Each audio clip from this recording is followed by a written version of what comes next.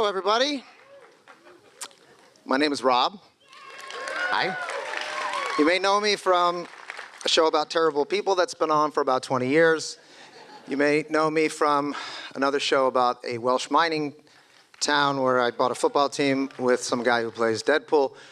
Or you may know me as the doting and loving husband of the mega superstar Kaitlyn Olsen, star of High Potential. But we are not here to talk about me tonight. We are not here to talk about those shows. We are here to talk about a different show. In fact, according to HBO's wonderful media team, the goal tonight is to highlight the work of both Craig and Neil, as well as the incredible performances of the cast throughout the second season. Now, while that is technically true and something we will be doing, I do not see that as my role this evening, because if this was Comic-Con or just a regular fan screening, then that might suffice, but this is a room full of TV and movie and cinema and narrative savvy people, industry professionals, and most importantly, Academy voters. My job tonight is to make sure that you vote for what I believe is the best cast on dramatic television, I believe is the best show on television, and the people that are going to be up here are the people that make that show, and that is The Last of Us Season 2. So, first up, can I introduce young Mazino?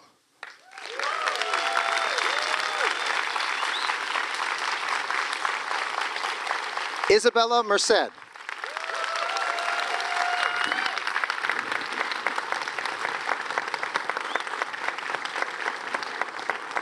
Gabriel Luna.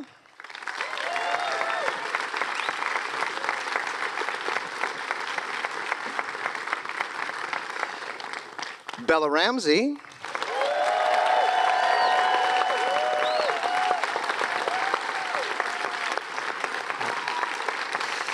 Co-creator, EP, writer-director, Neil Druckmann.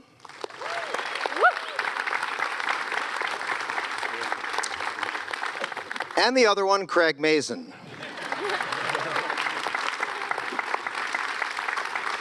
And as a special treat, tonight we have joining us virtually Kaitlyn Dever. Hello, Kaitlyn.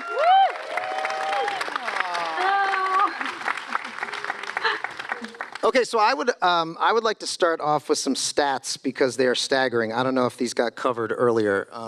If not, they bear repeating. The Last of Us Season 1 was record-breaking, becoming the most-watched debut season of a series ever for HBO. The show delivered an average of 31.8 million viewers in the United States alone, and is the most-watched show in the history of HBO's streaming service in both Europe and Latin America. The Last of Us Season 2 has seen a major increase in viewers, exceeding over 90 million since Season 1 ended. Season 2 has nearly 37 million global viewers per episode and growing. Wow. It has become a cultural phenomenon in the pantheon of The Sopranos, Game of Thrones, and Breaking Bad. So, I'd like to ask Craig the first question. Craig. Rob. With all of the unmitigated, well-earned, but astonishing success of Season 1, I'd like to ask you how you approached the weight and expectation of delivering the surprising yet inevitable third act of Scary Movie 4. It's harder than it looks. Specifically when Cindy learned the truth about the mysterious alien tripod invasion by communicating with the child ghost in the bathtub. What was that approach? We tied together 3 movies in one beautiful moment. There's a lot of math involved in that. Great.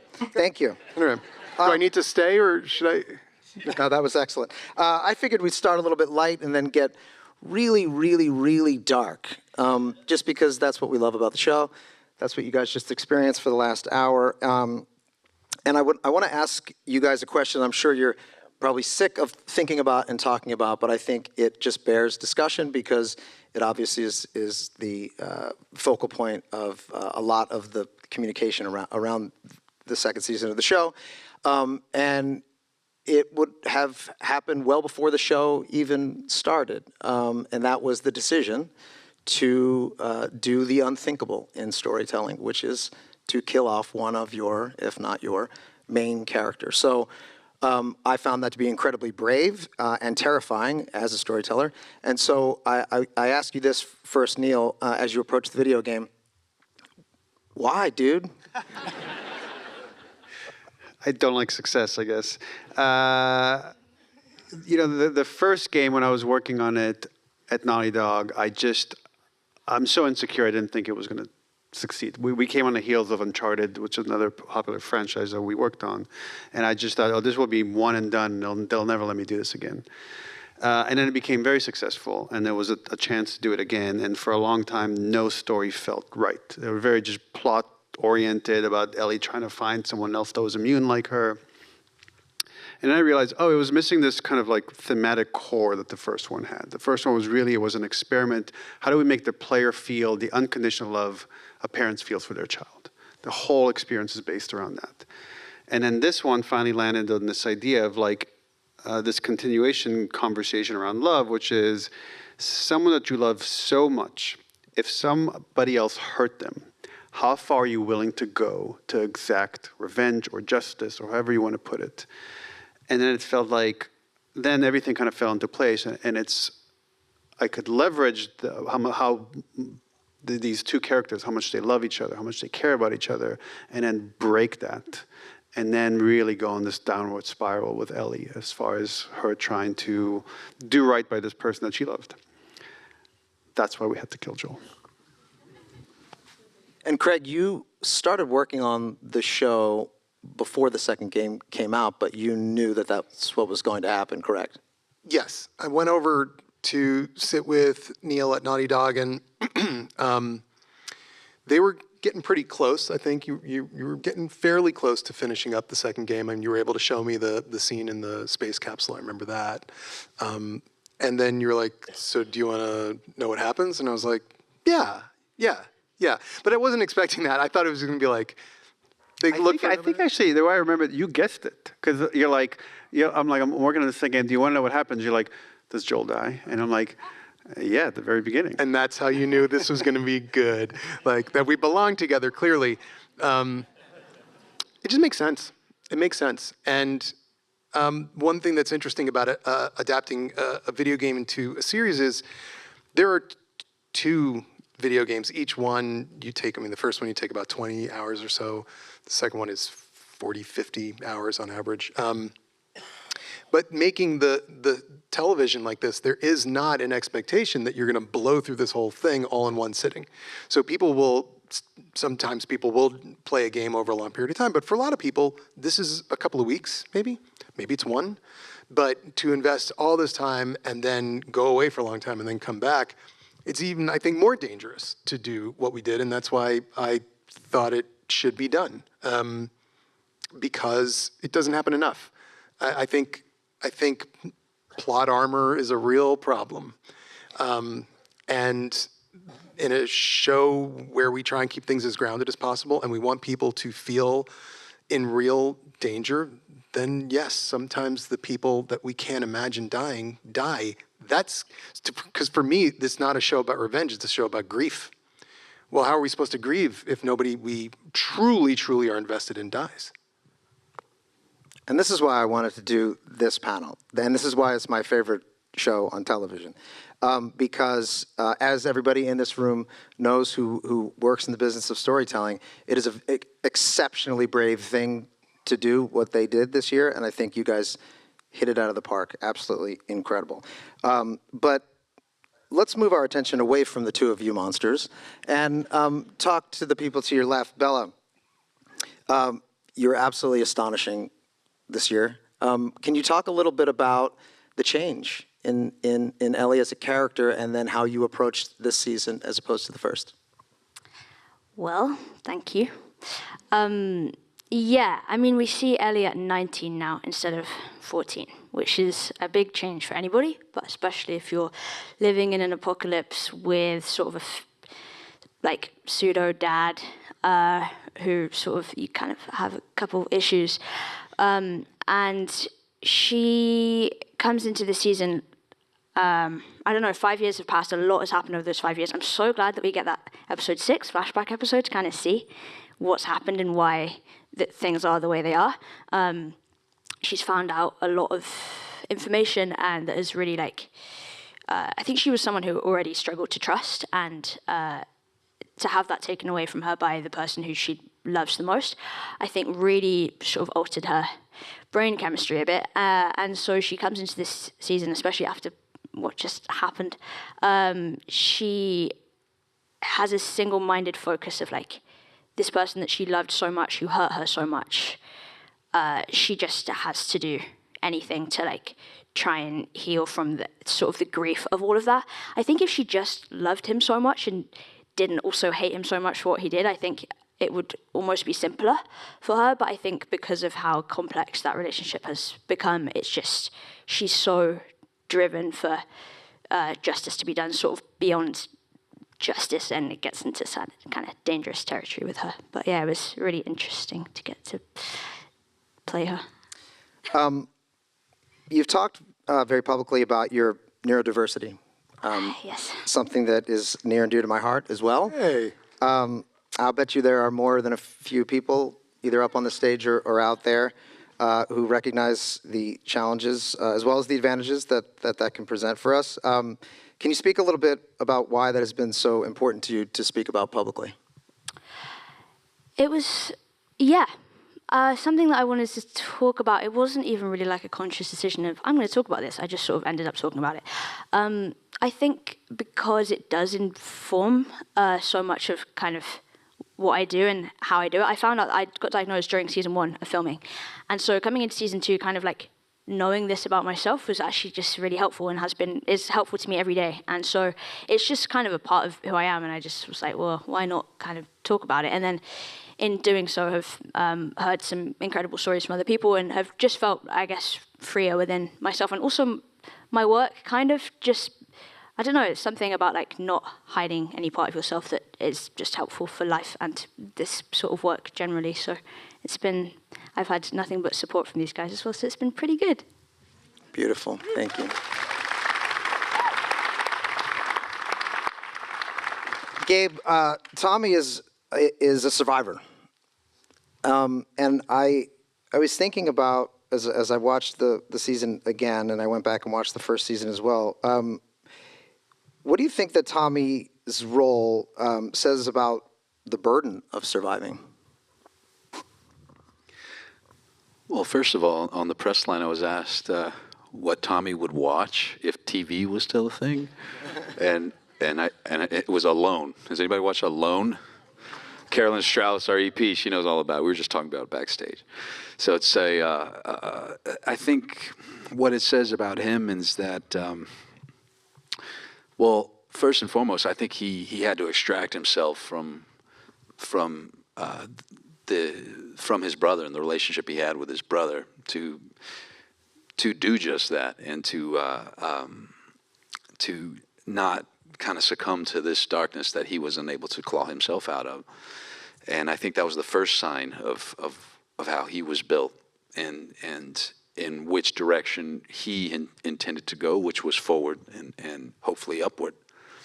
And I think he's only as durable as his ability to embrace others and to unite people, to know his weaknesses and know how vulnerable he is, and seek others and seek the strength of a family and community.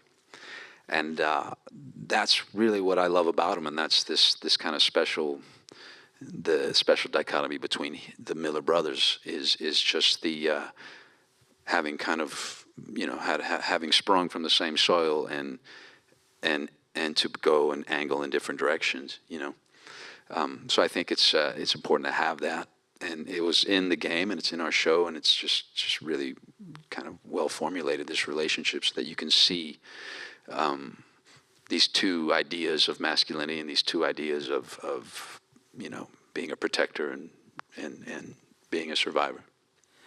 Well, you mentioned well-formed relationships, which brings us to Isabela.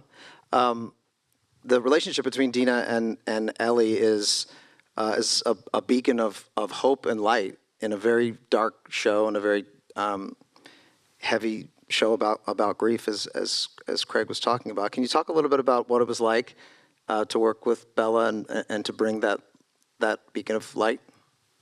Yeah. Hey, really good to be here. This is pretty cool with the statues and stuff. Yeah, I think a lot of that joy and that free kind of freewheeling spirit energy was able to thrive within me because Bella was there. Bella made me feel very comfortable. Bella made me feel very heard, and I think any actor's only as good as their screen partner. You really do just riff off of each other the whole time, no matter what words are on the paper. So I got very, very lucky to be able to like have that joy be built with Bella, and that people were able to see it on screen. Yeah. But specific to your character, we hear glimpses of Dina's past and motivations throughout the season. But how do you build upon your character in your own mind to eventually show what we see on screen? Yeah, I mean, a lot of the building came from the source material. That was the foundation. So the game, which I played in way too short of a span of time. A lot of trauma to ingest, but I think I watched actually there's a 2-hour-long video on YouTube about the making of The Last of Us and your journey into building it, and it was so emotional. It made me cry. Like, if you guys have time, please go and watch that. It was really cool to see them build the second story and see how it evolved. But yeah, I realized that, Hallie Gross was a big reason as to why this sapphic love story was even incorporated to so much detail and to that much of an extent.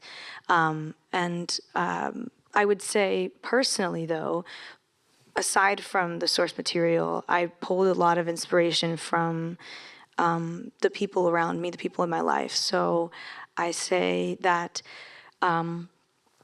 Dina's ability to take charge, Dina's perceptiveness, Dina's sort of empathy and light, I pulled a lot from my mom, and that is somebody who is a really good guiding path to me, and who everyone loves, more than me, actually.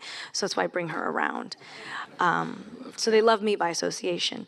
But, and then, the humor of it all was a lot from Craig and his writing, and I definitely could tell that, he infused a lot of my own humor as well, because he sees people and that's his gift, and he's able to sort of merge, his ideal world and his reality into something that's digestible and awesome to witness. So yeah, the only reason why Dina's lovable at all is probably because I put the love I have for others into her. Beautiful. This kid, right? I mean, oh my God. That was so beautiful. I mean, Jesus. Thanks. Why are you breaking my heart up here? Come on. Let's talk about breaking hearts. Young. Jesse is in he is one of the most level-headed characters in the series, who is in a very difficult position. I have read that you've spoken a bit about being an outsider growing up in Maryland. You were quiet, observant, withdrawn, from your own words. Do you feel like that watchfulness helped you tap into Jesse's quiet depth? Yeah, for sure. I try to implant parts of my essence into the character and have a mutual exchange, if possible. But yeah, growing up, I always felt like I was outside looking in, or kind of on the peripheral of the core, and I had qualms with that in the beginning, but we're all given a different set of cards at the beginning, so it's just a matter of how you embrace it. And I think Jesse, like Isabela was saying, she pulled from real life inspiration, like her mother.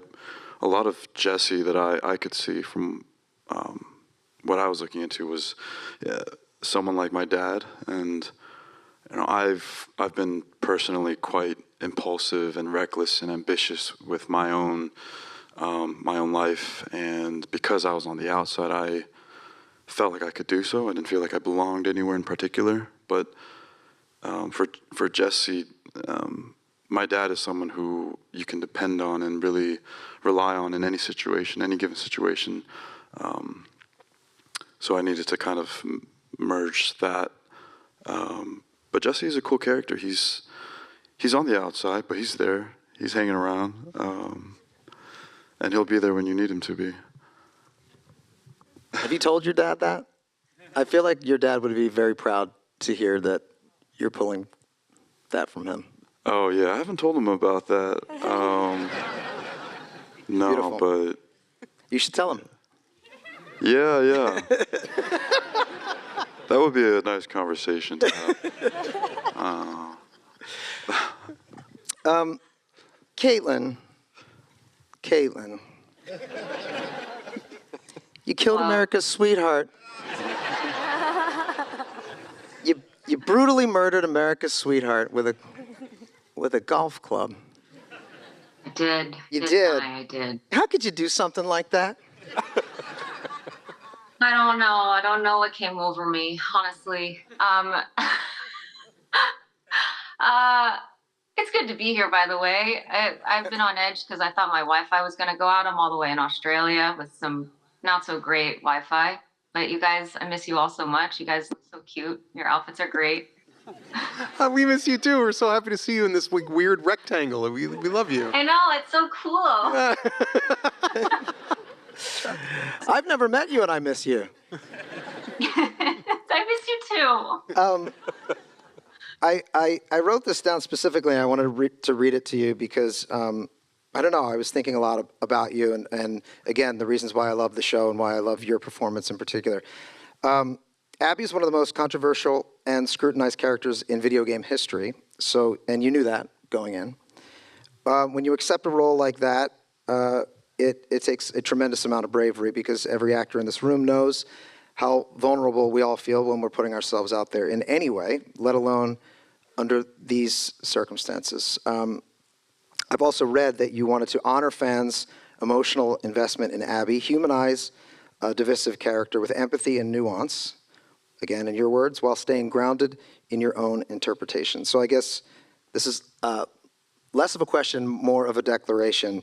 You succeeded beyond imagination. Congratulations. Oh, thank you so much. How do you feel about the reaction out in the world? Oh man, it feels like such a cool thing to be a part of such an amazing and beautiful show, and to really when I'm looking at all of you on this screen here, it just makes me so happy to be a part of this family and to get to look forward to the journey we have ahead. To really makes me so grateful. But yeah, just to speak on the vulnerability and just how much we all put ourselves out there making anything. And I think what helps make that feel less scary and daunting is the people that you get to work with and create these characters with. And it's I guess the controversy surrounding Abby was never really a concern for me, just given my first meeting with Craig and Neil and how wonderful they are and how talented they are, and getting on set, I felt even more. I've never felt so carried on a set in my life, especially doing. And I know we've just watched episode 2, doing that scene in the chalet. Was one of the, I mean, I was going through a lot personally, but it was one of the greatest experiences I've ever had as an actor, just because it really, really felt like such a team effort. I even remember our director, Mark Mylod, would, huddle us all together to give us our lines as a group, like we were on like a sports team, and I just have never experienced anything like that before. So the reaction and everything to the show and my own personal experience has just been incredibly special. You mentioned that this group up here is like your family. Can I be a part of your family? It seems like it's a lot of fun. You guys, you seem to love each other a lot. What do you think? Yeah, dude, we'll take Rob for sure, man. Yeah. Well, actually, speaking of that, like another person that Young won't call. does he not call you back? No, he's not talking to his dad and telling him about this beautiful stuff. No. Yeah, he's not going to call you and tell you any beautiful things. He's creating this character who can always be depended on. That is what a dad wants to hear more than anything. We're dads, so we're like, yes, come on, man, step up. that's I'm sweet. basically begging you to call my son and have him call me and tell me that. Craig, what's it like to work at HBO? Because it seems fucking awesome. It is. Yeah. It legitimately is. I so wanted like that red dot to appear here, like. It's amazing. It's great. As you so charitably pointed out, I've had quite a storied career in film. Almost all the numbers that you can put after a title, I've done them. But my first foray into television was Chernobyl with HBO. And thank you. And Carolyn Strauss is here. Hey, Carolyn Strauss is sort of the institutional beating heart of HBO. She ran HBO, and then she became the executive producer of Game of Thrones and Deadwood. And she was kind enough to sort of take a chance on me and say, I'll bring you in there. And from that moment to this moment, they have been incredibly supportive. They basically let me do what I want. They're with not, it's hard to describe actually because it's all I know. But when I talk to my friends, they are all jealous. HBO is still a place where humans make decisions. There is no algorithm. I agree. I don't want to, look, it's hard enough, but to like disagree with a fucking computer, like I don't want to do that. I'd rather disagree with a human. I'll readily agree with that. If the human doesn't want me to do something, fine, but I'm not listening to the computers. I don't give a shit. And the other thing that HBO gives us, and I really do believe this is what makes people like, what is prestige TV versus regular TV? There is no difference other than this. The people who make prestige television give the creators and the cast and the production time. They give us time to do what we need to do. So these scenes that you see, thank you, like the scene in that chalet was shot over many days because they let us. That's how you get to good.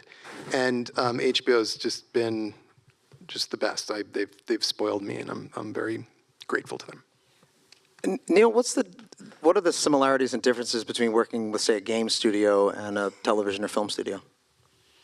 I've been very, very lucky in my career. I guess I started at the best game studio in the world, Naughty Dog. I started there as an intern, and Naughty Dog is, for those that don't know, is owned by Sony, PlayStation, and very similar to HBO, they give us complete creative control and time.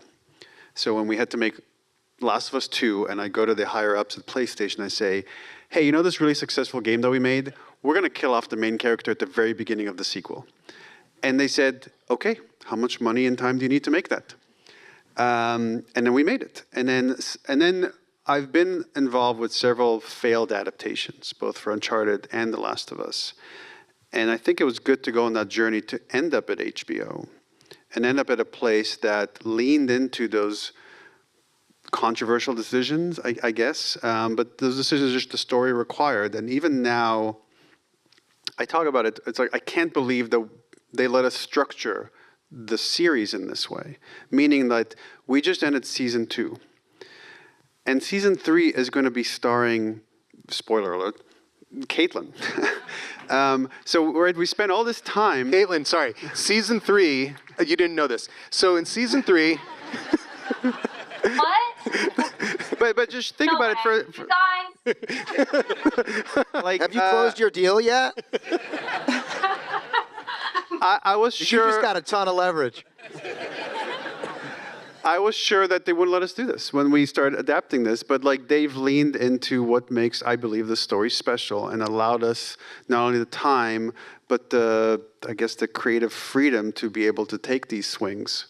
And I think that's audience really appreciates that. Well, speaking of that, you directed episode 206, one of the most powerful of the season, and so much of that was about time and tracking the relationship as it slowly deteriorated, or at least we understand what's going on with Joel and Ellie. Can you talk a little bit about what the experience was like to tell a story at that scale in this medium? Oh, it was quite incredible that we had the panel before, and besides co-writing it with Craig and Hallie Gross, who co-wrote the second game with me. So there was just months of trying to figure out that script and structuring it in that way and making sure the arc was all there and seeing the evolution or the de-evolution of Joel and Ellie's relationship over the years that ends with this reconciliation or movement towards reconciliation. So there was something really kind of beautiful about that script, and then just the prepping for it and the scouting for locations, and then that lake that turned out to be a bug-infested horribleness. So there's like these wonderful stories and like these like really kind of like really challenging moments of trying to put it all together. And then the thing that's quite different from games versus TV, that in games, when we shoot scenes in the performance capture volume, it's very similar. You give actors performance direction, and that's almost identical as far as those conversations. But then once you have the performance, you have it as 3D data in kind of space. And then the next day, without the actors, I could put the camera there, we could change the camera angles, we could change the lighting, we could change their costumes. I could even take someone's performance and put it on a totally different character. Not so much in live action. In live action, you do all this prep before, and then you shoot it. So then to be on the set and to be with like Bella and Pedro at Joel's house with that lighting, and then you finally say action and you hold your breath and you see this beautiful moment come to life. It really like feels like you're watching a very private moment with these two people. It's magical. And then when you get it right as a director, it's a high. It's like a drug. There's nothing quite like it when you get it all correct and it all falls into place.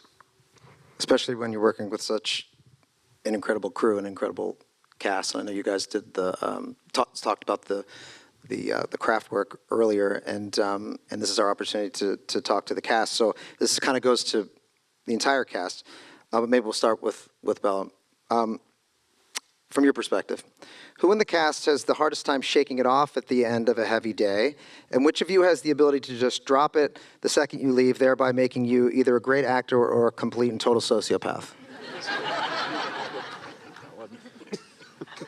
And I've got to go first? You can pass, but it's coming back to you. Which one of you do I pick?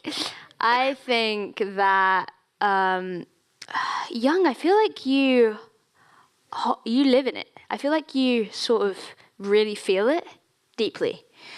So you're the one who doesn't just shake it off. Maybe I'm wrong, but I think... I would love to be able to shake it off.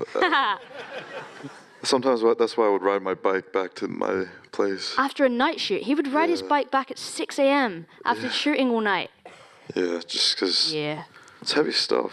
Then just call your dad, man. I'm starting to see some connection now. I just saved you like 50 grand in therapy. Just call your dad. We leaned on each other a lot, Young and I. He was one of my best friends up there. But Bella, by far, is the one that will shake it off, because we're sitting there. We had to go back to the aquarium to reshoot the very last scene of the show. And I'm sitting there at the monitor with Craig, and Craig's calling out a few notes from outside. Bella's there, being asked to perform an emergency C-section. Everyone's crying. There's blood everywhere. Craig, cut. And Bella just like wish she would, tongue out, wink at the camera, whatever it is. It's just immediate. It still just streams rivers of tears down their face, and it's just immediate. That's just talent. shook off. It's incredible. It's incredible to watch. So what you're saying is that means I'm a sociopath? Oh, no. It means you're a fantastic actor. Oh, thanks. Or a sociopath. Speaking of acting, this is unrelated, but your second foray into TV, Craig, weren't you an actor on Rob's show on Mystic Yes, Quest? I was. I remember Rob Mythic cast Quest? me as a vaguely Jewish asshole. It was hard. It was hard, you guys. But- It's really difficult. But all the interweaving is wild because both Rob and Neil are Yes. video game. I have a heads of question the actually studio. about that. This is crazy. for Neil. You're the creative director of The Last of Us. I played a creative director on a TV show on Apple called Mythic Quest. I was a narcissistic, egomaniacal man-child with a total lack of self-awareness. Now, is that an accurate portrayal? You know, the Venn diagram overlaps quite a bit.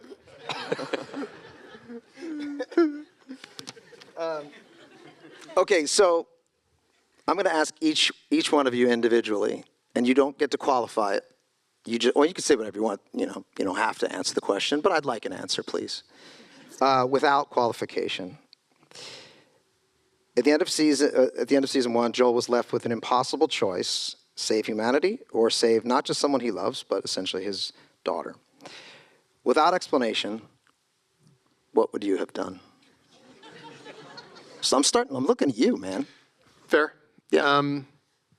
I'd like to think. No qualification. I don't think this is Thank you. complicated. Thank you, This Neil. is just a complex sentence. It's got clauses. Okay, that's fine. You know what? Yeah. It's a clause It's a panel, sentence. and people want to know. Yeah. But you know what? They want to hear from the actors. Let's skip you. He's been talking enough. Sorry, Kaitlyn. Let's start Said with you were you. looking Let's at start- me. I know you're right. I did. That's my fault. I'm now looking at you, Kaitlyn. Can you save us from Craig, Oh. please? I have no idea, you guys. It's so tough. Anyone else? No, I. Isabela? It's really complex. That's a hard. It's such a hard question. Isabela. Isabela. It's like the train thing in philosophy that they teach you. Yes.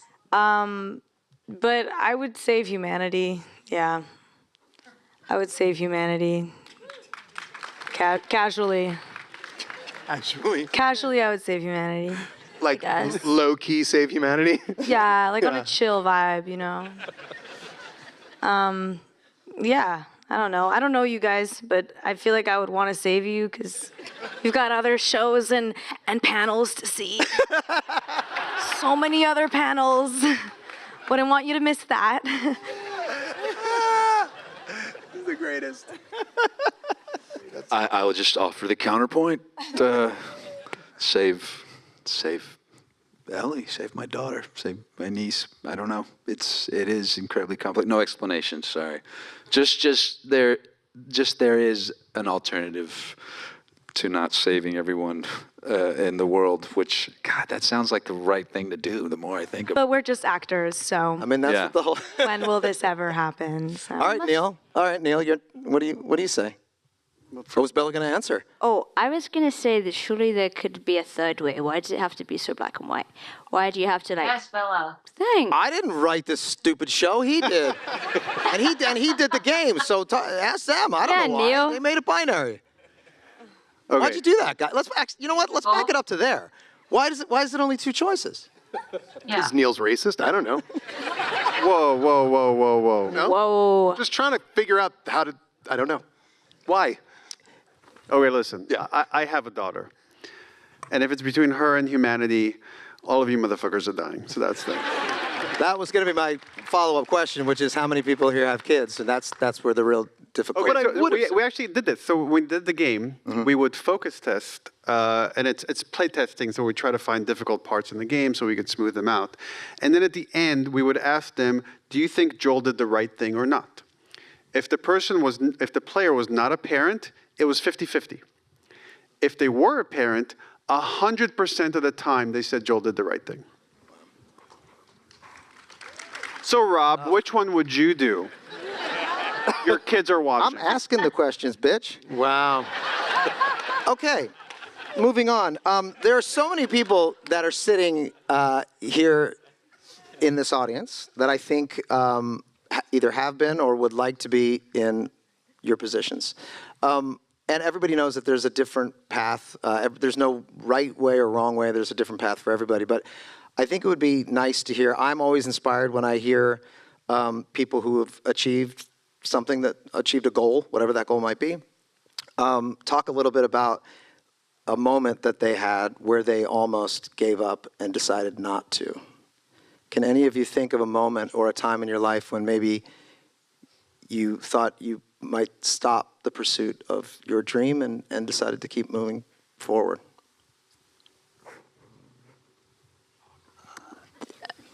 I don't know anyway. There are times... These are the most secure people I've ever met in my life. Are you saying that there is... Or were you going to answer and I cut you off? I was going to answer. Oh, I'm sorry. Because she was talking, that was probably an indication. Yeah, sorry. Yeah. I was just going to say I feel like there are times when we're on set, exhausted. Like, the stamina to do something like this is kind of crazy, and like nothing can prepare you for it other than like actually doing it. So I feel like there are sometimes... This season was so brutal and intense and incredible, but I feel like there are times where we were all so tired. I'm like, how do we like get up tomorrow and keep doing this for another like we still got like 3 months to go, and we're like on sort of our last legs. And so I think actually during the process of like the dream, I think there are times where it feels so like impossible to keep going with it, just because of the like, everyone knows like how hard this industry is. And so I feel like it's at moments like that where you're like, how am I supposed to do this? And then we just kind of do it because we have to and are compelled to, and can't really do anything else because of the drive and the passion and the like inspiration of it all. And we're all just carrying each other through this experience, and we keep going for each other, I think. And that's sort of, I guess, kind of what the show's about too. So yeah, that was my deeper answer than I anticipated it being. Yeah. No, I think it also helps when there's 3.5 months left for Cecil and Jack to throw us the middle of us party, where we take over an arcade and in a karaoke bar, and we party our asses off and just kind of let loose. That was Isabela's idea. Oh yeah. Yeah. I would say this is a really interesting job because at times it can feel very embarrassing. It can feel very silly. You can sometimes become very self-aware as soon as they say action, and you're like, what am I doing, you guys? This is so weird. And yeah, there can be a lot of self-awareness that comes up, but I think what I really love about this job, and honestly, to answer your question, all it takes is one bad AD to ruin a whole experience and make you think you want to quit your job. So shout out Paul. Yeah. First AD on The Last of Us season 2, and killed it. Like he ran a tight ship. I felt very good about it. Didn't want to quit this time, but yeah, like our job is basically the fight against nihilism. We literally choose to make everything matter. We choose to make one interaction matter. We choose to make a nod matter, and therefore it is a rebellion against that. So yeah, like it is an active choice to continue to want to be an actor because of how absurd it is. But yeah, I just got goosebumps, for real. That was such a good answer. Wow. They had really good wine back there, so I'm gonna get the name of it for you. Just have to give you wine? I feel great. Okay. Did you say rebelling against nihilism? Yes, please. Yeah. Sadly, I'm being told to wrap it up because I feel like I could talk to you guys all night long. Once again, I want to reiterate the bravery. As we all know, everybody in this room works in some way in the business of storytelling, and the bravery that this cast, this crew, the people that created and write the show, the people that directed the show, are unparalleled. There's a lot of great television shows out there right now, but the chances that they took, there's nobody on television doing anything like that. I would like to ask one final question for Craig, because he is one of the smartest, most profound, generous, and honest people I know. And I'd be about Scary Movie 4 again. I feel like I learned something new about the world with every conversation that we have. But more often, mostly, Much of the show is about finding a reason to keep keeping on. Essentially finding a reason to live, finding value in simply being alive. So, from your point of view, what is the value of being alive? What does it all mean?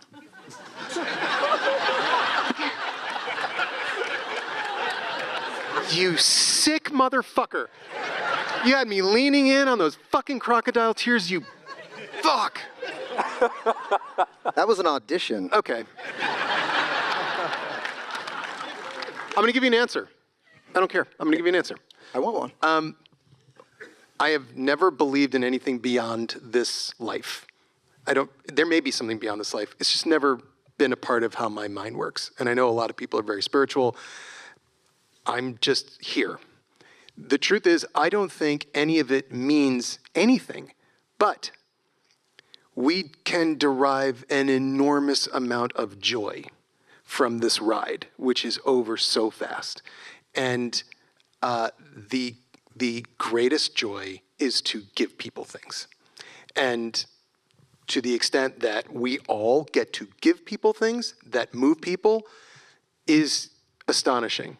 I'm just blown away by that always. And yes, when it's time for them to pull the plug on old Craig, that's it, lights out. But for the time I was here, I did my best, and I gave as much as I could. Ladies and gentlemen, The Last of Us Season 2.